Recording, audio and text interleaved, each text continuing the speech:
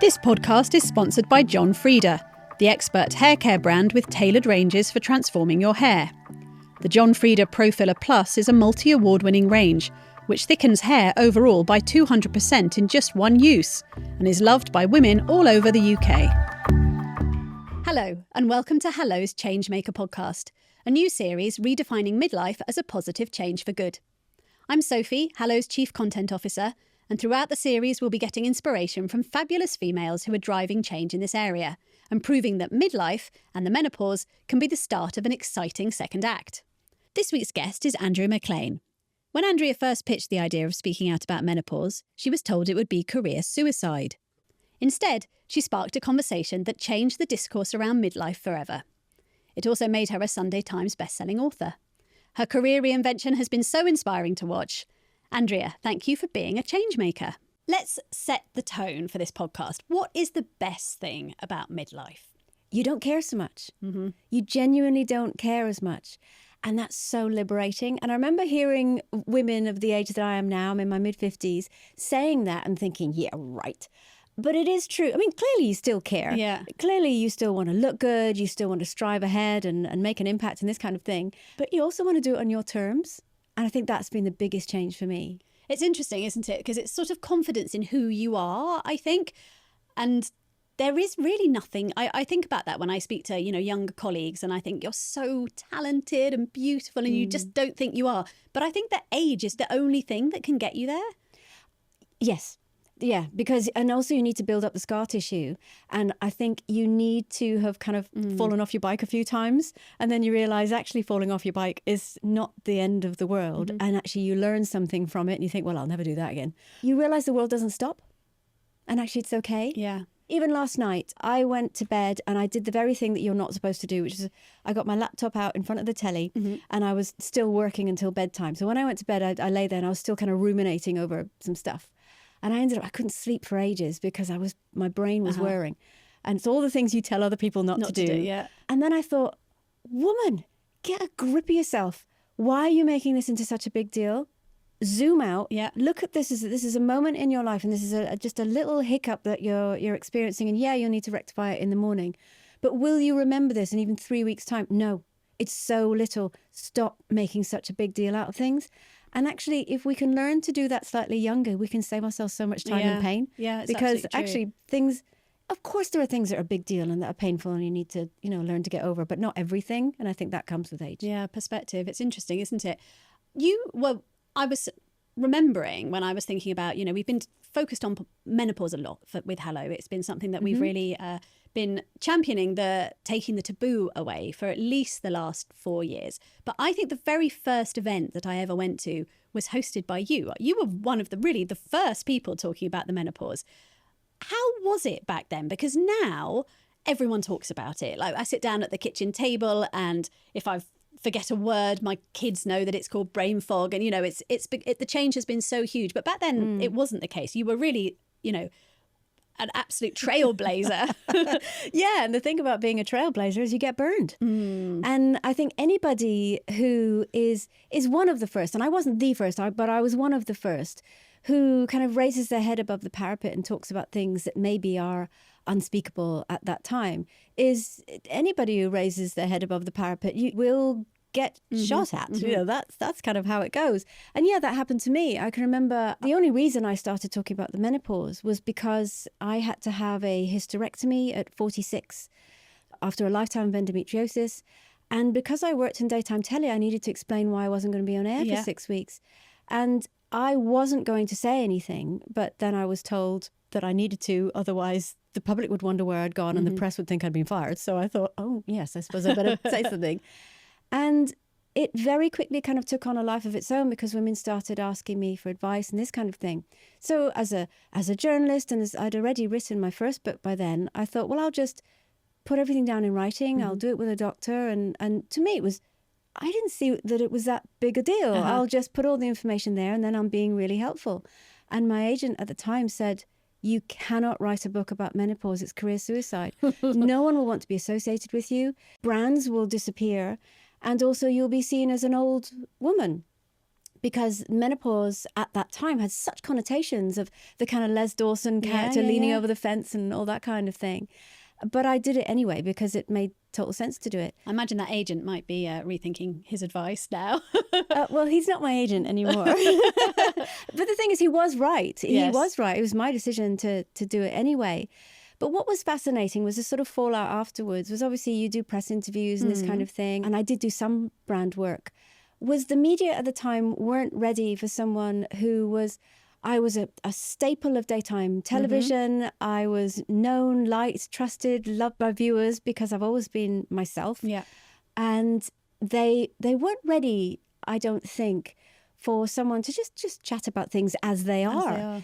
Even daytime telly at the time, I remember, again, one of the editors, he's not the editor of This Women anymore, we had raised it in a meeting to say we want to talk about it. And we were told it's a ratings killer. Nobody wants to talk about it.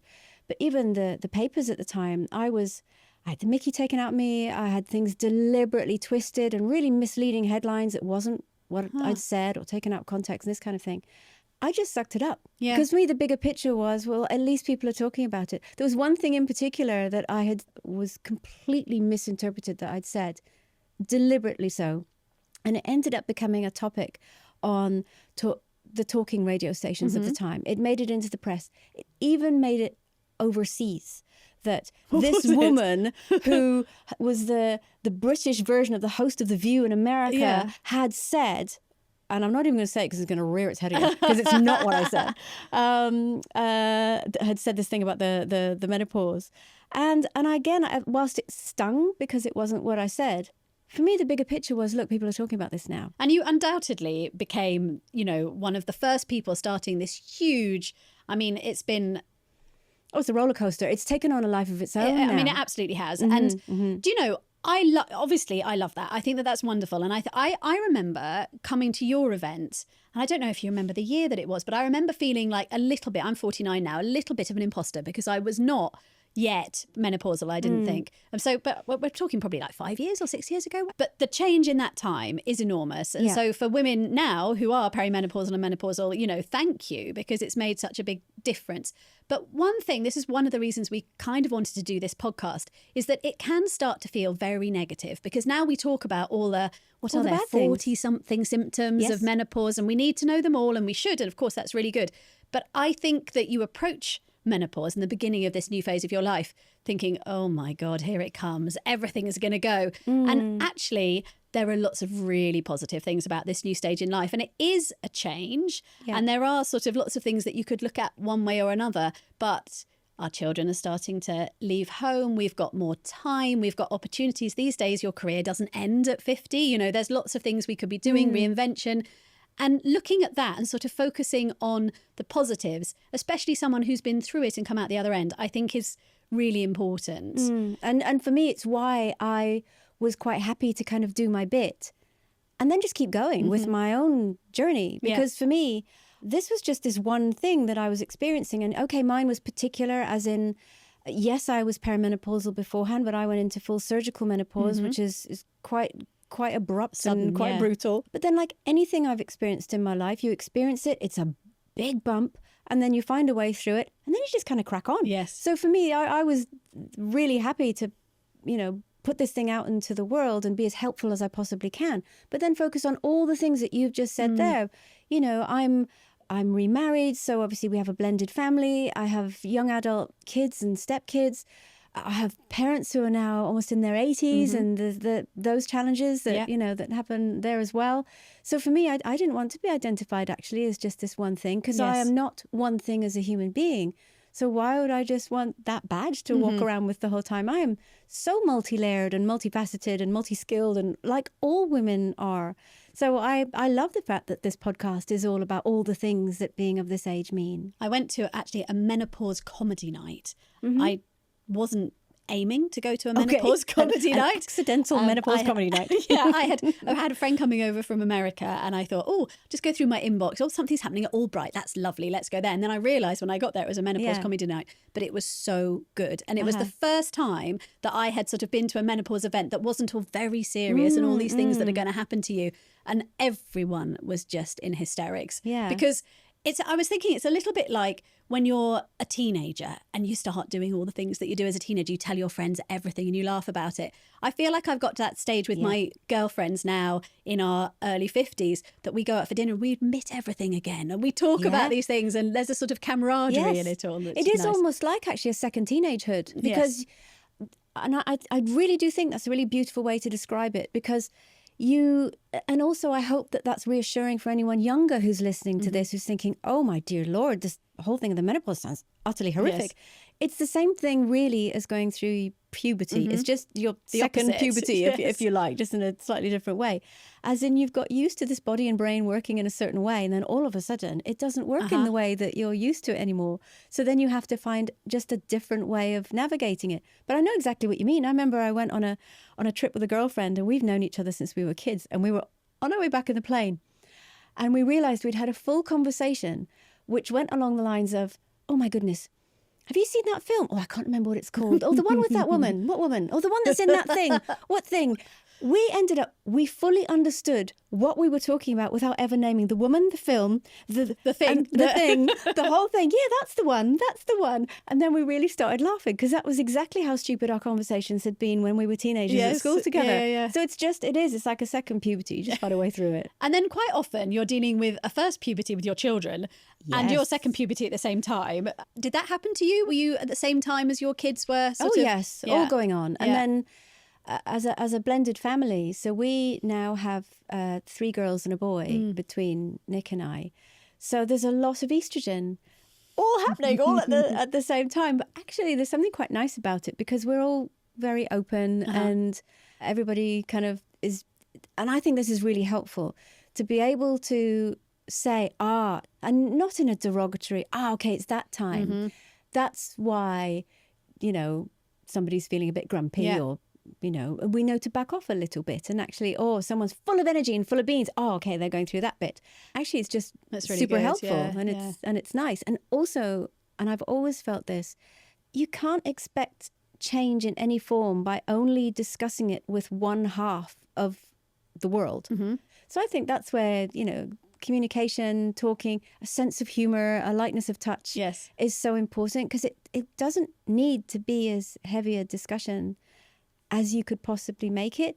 And I think for me, one of my skill sets is dealing with heavy topics with a lightness of touch to take the sting out of it, so that everybody can open up a little bit and talk about. And it's quite, in a sense, I don't have girls, so I haven't experienced that, but I wonder whether, sharing that with your teenage daughters enables them, their lives when they hit midlife are going to be very different, and they're going to be aware that mum was going through this and this is what it was. Whereas, certainly that wasn't the case in my family. I never had a clue that my mum was going through menopause. My only memory of it was my mum was 40 when she really started going through the menopause.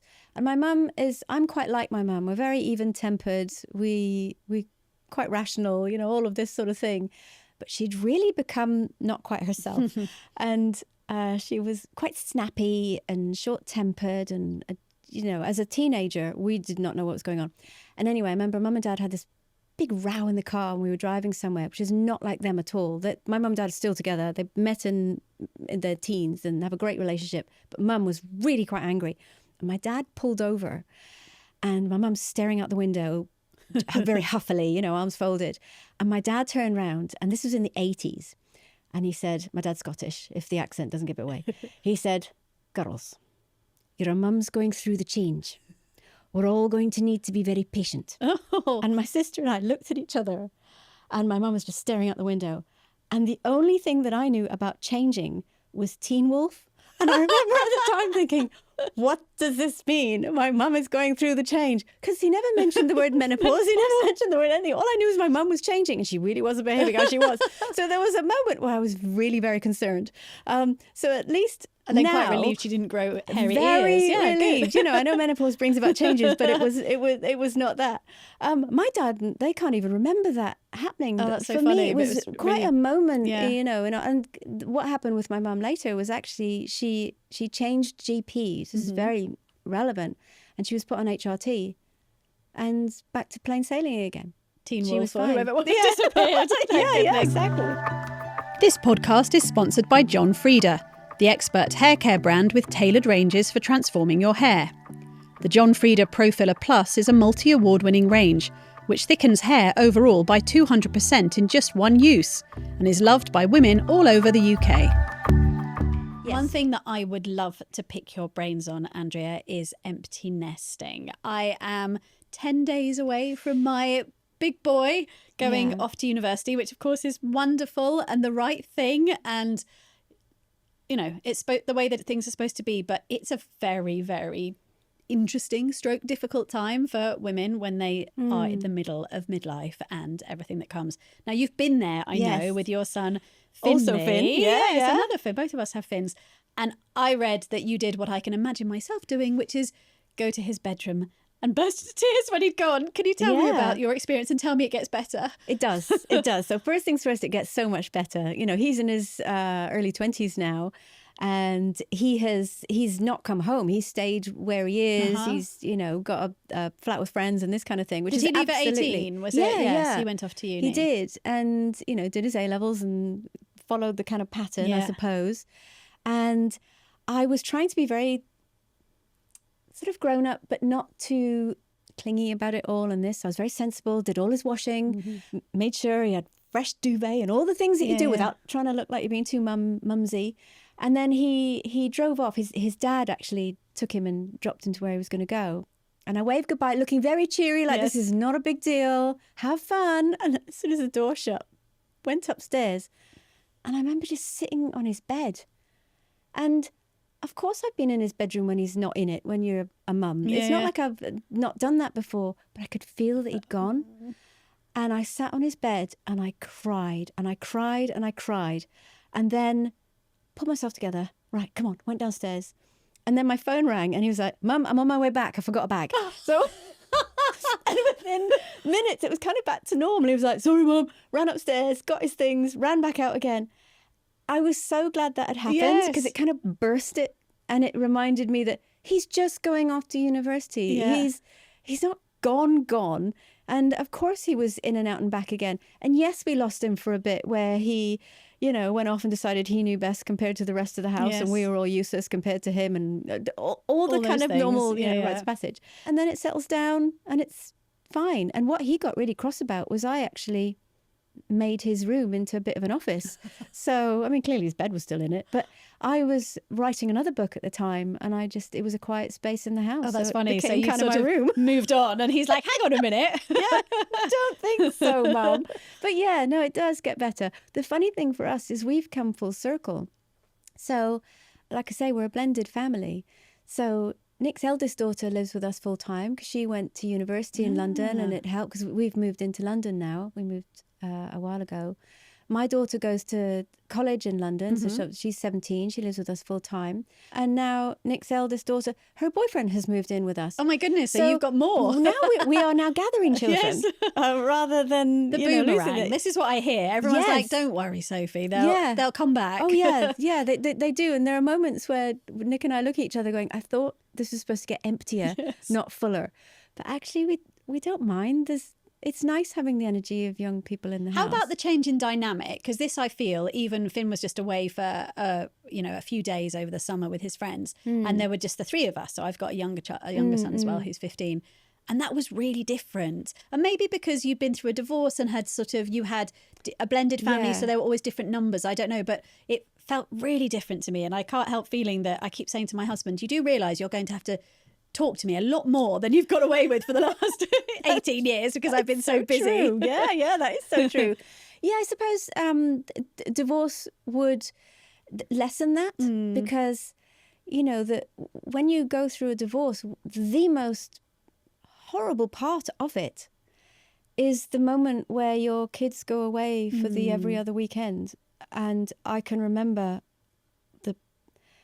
awfulness of that, the silence in the house. And even though there are times as a parent where you're thinking, I just need 5 minutes to myself, I couldn't wait for them to come back home again. For me, I had a son and a daughter, and I know my dynamics obviously with my daughter are different to my son, and I know I've almost hung on to her ankles a lot more than I ever did with Finn because there's this awareness that she's the last one. Yeah, your baby, Interesting. What about confidence, Andrea?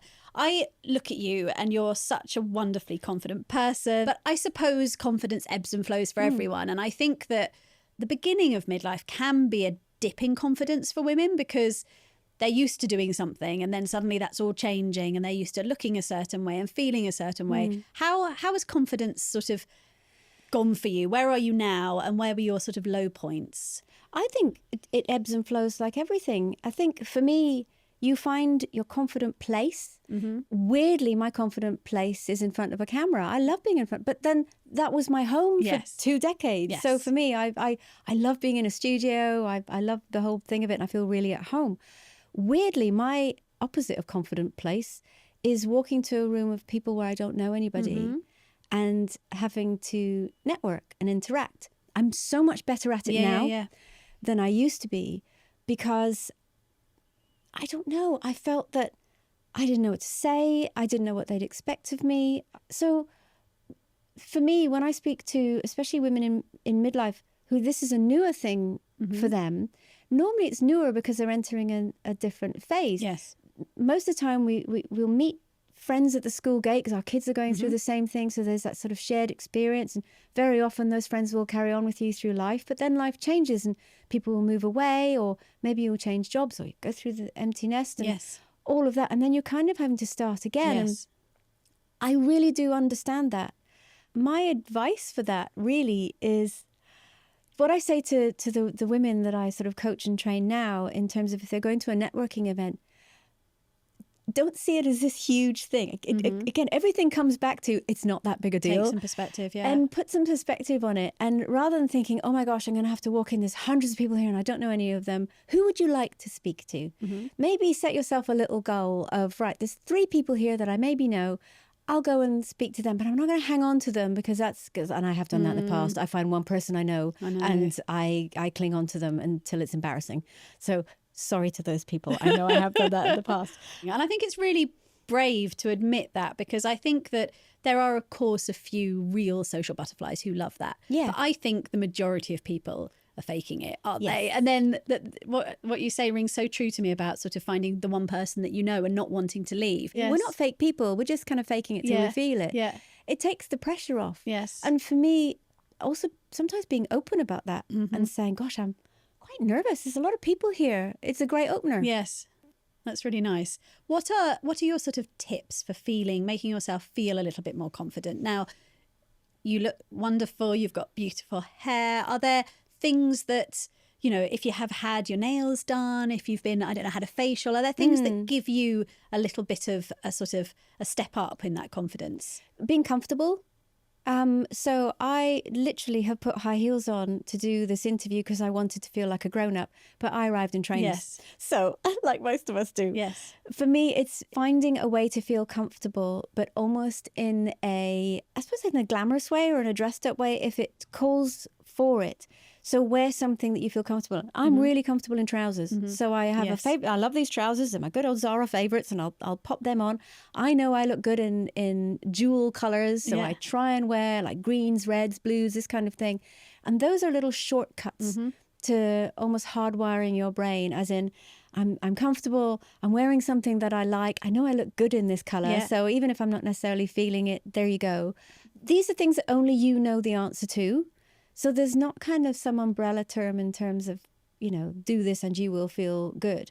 But for me, like, for example, talk about hair and makeup, nails. So I don't actually do my nails. I don't know what they're called. Is it naked nails now? Yes. I don't know. I gave up. Me too. I used to, and then it just ruins my ruins nails. them, and I gave them a break and never went back. And actually now I'm totally all right with it.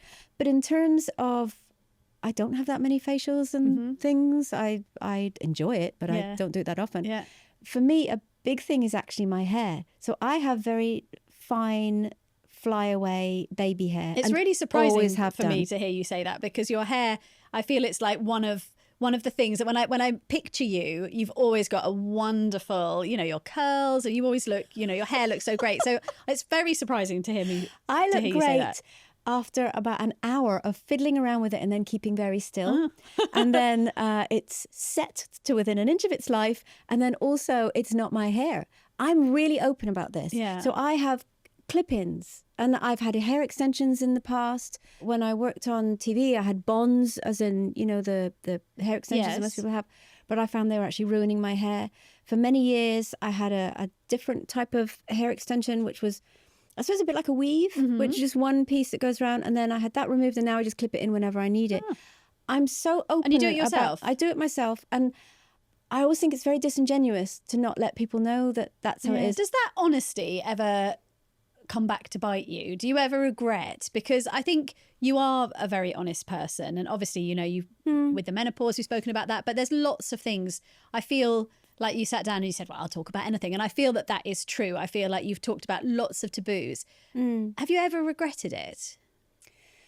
No, I haven't, because actually when you say the truth about whether it's an experience that you've had, a feeling that you've had, I think you're actually helping someone who is feeling the same thing. And we're all just human beings having a human experience while we're here. Nothing that we go through is unique. There will be a million other people who feel the same thing. And to say it out loud takes the sting out of it. To me, it's like you're shining a light on the monster under the bed that you're so scared of.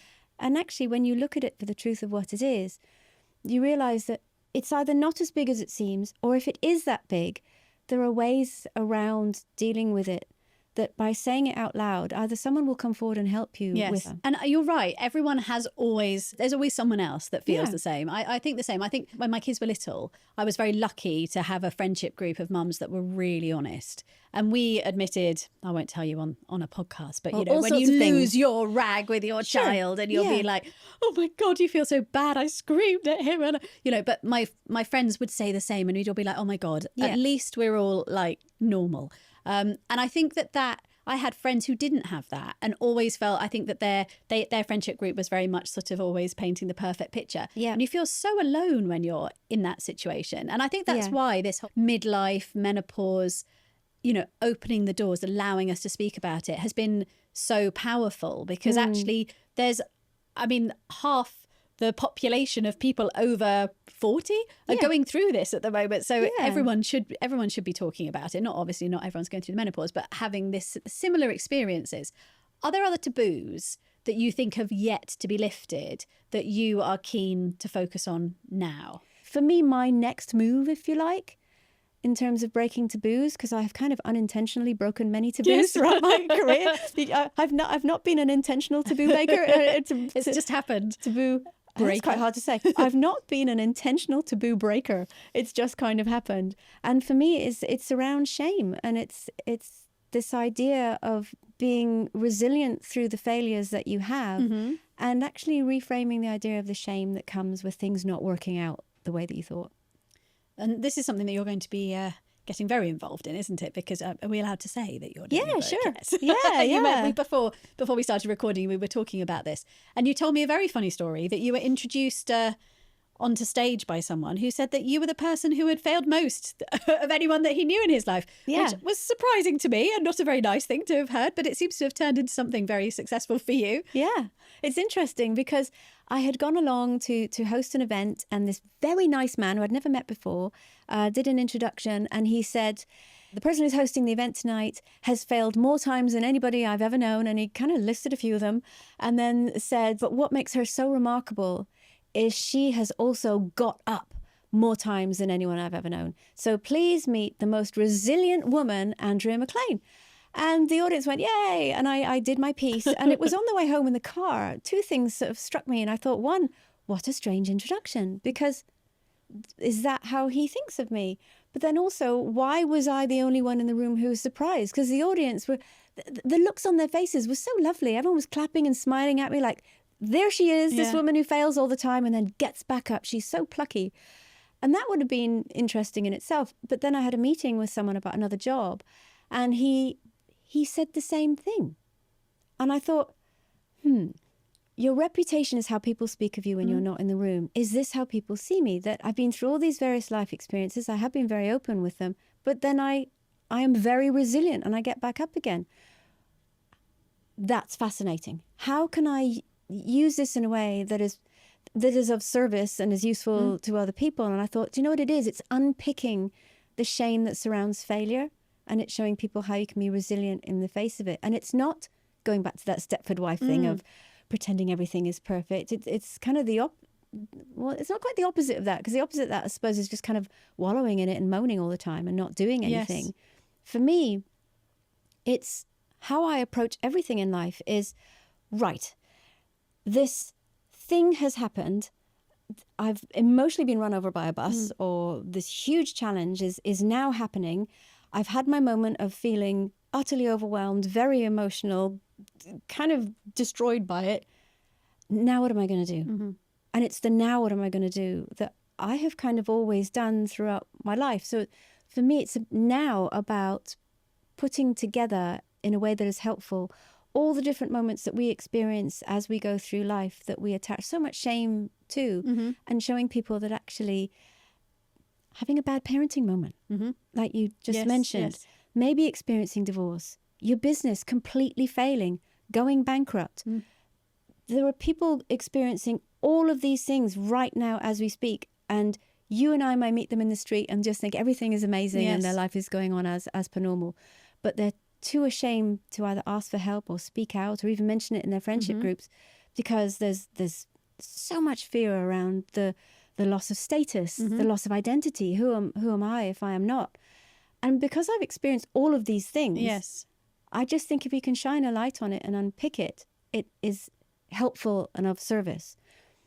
To go back to the who am I if I am not? Yes. This is something that I think is particularly relevant in midlife, because so often people will get to a point in midlife and they'll look around, and in a humorous version, it's called a midlife crisis, but actually it's not a crisis, really. It's a midlife evaluation of I've done this thing and behaved this way and been in this situation for this part of my life, and I've now got to the realization that I now have less time ahead of me than I had previously.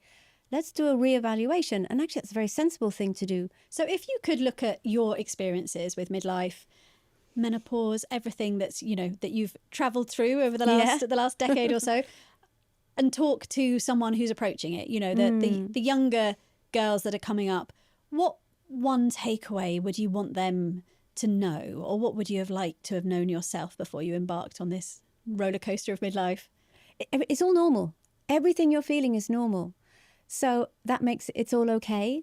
So my biggest bit of advice is, if you're feeling something, say it out loud, rather than blaming yourself and thinking, oh, why can't I just pull myself together? Or why can't I be as I was? Because one, you're never going to be as you were. You're going to be a whole new person. Yeah. Bringing parts of the old one with you, and that's okay. But there is so much help out there. There's so many solutions to whatever it is you're feeling, whether in terms of the menopause, whether it is you want to go down the HRT route, whether you want to use supplements, diet, exercise. The biggest thing is, how I envision it is, so much of how you're feeling starts in your brain, and how you're feeling is because of how you're thinking about things. And we think we need to take huge steps to make a big difference, and we don't. We need to take tiny steps consistently. The way I see it is, imagine you're wearing a pair of stilettos and you try to take a huge step. You're going to fall over because you're not on solid ground. So if you take tiny, tiny, tiny steps, you will get there. Oh, well, thank you so much, Andrea. It's been really lovely chatting to you. And thank you for all of the work that you've done in this area. And I'm excited to see your future taboo busts that come, even if you're not meaning to do it while you do unintentional taboo buster. Yeah, That's going to be my title. Thank you. Thanks for having me. Join us next time for Changemakers. Thank you.